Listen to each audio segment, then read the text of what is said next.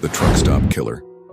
The complete story of Robert Ben Rhoades' early life and background. Robert Ben Rhoades was born on November 22, 1945, in Council Bluffs, Iowa.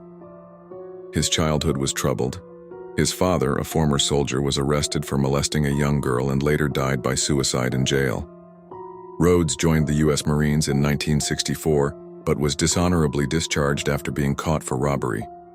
He worked various jobs before becoming a long-haul truck driver. Rhoades was also active in the BDSM community, but his desires turned increasingly violent. His third marriage ended with accusations of abuse. The torture truck. As a trucker, Rhoades converted the sleeper cab of his 18-wheeler into a mobile torture chamber. Inside, police would later find handcuffs, chains, whips, fishhooks, a .25 caliber pistol, sex toys, and a Polaroid camera he used to document his crimes.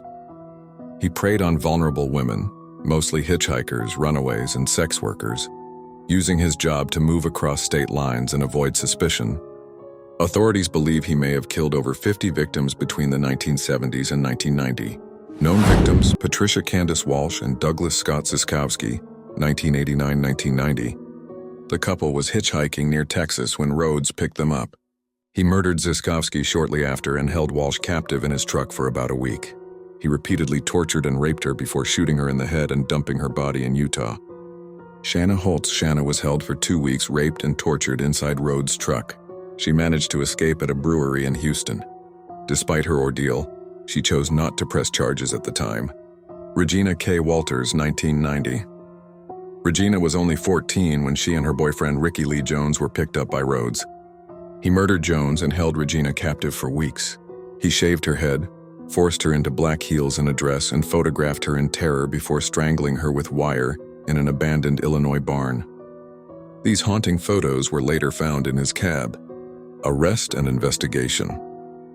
On April 1, 1990, Arizona State Trooper Mike Miller stopped Rhoades near Casa Grande for a routine traffic check. Inside the truck, he found a woman handcuffed and screaming. She had been raped and tortured. A search of the truck revealed weapons, restraints, a camera full of disturbing photos, and audio recordings of assaults. Investigators eventually linked him to multiple murders through physical evidence, victim testimonies, and forensic work.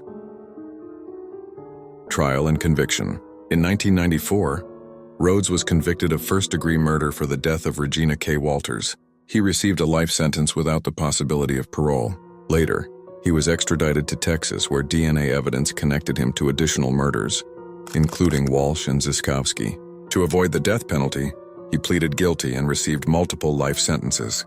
He is currently incarcerated at Menard Correctional Center in Illinois. Legacy and impact.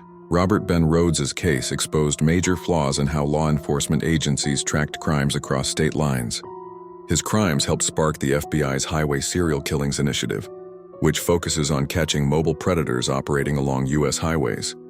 His story has inspired books like Roadside Prey and The Evil That Men Do, documentaries and podcasts, the 2021 movie Midnight in the Switchgrass Quick Facts, Alias, The Truck Stop Killer, Confirmed Murders, 3 Suspected Murders, 50 plus, Capture Date, April 1, 1990, Arrest Location, Casa Grande, Arizona, Modus Operandi, Kidnapping, Torture, Sexual Assault, Murder, Sentence, Multiple life sentences without parole.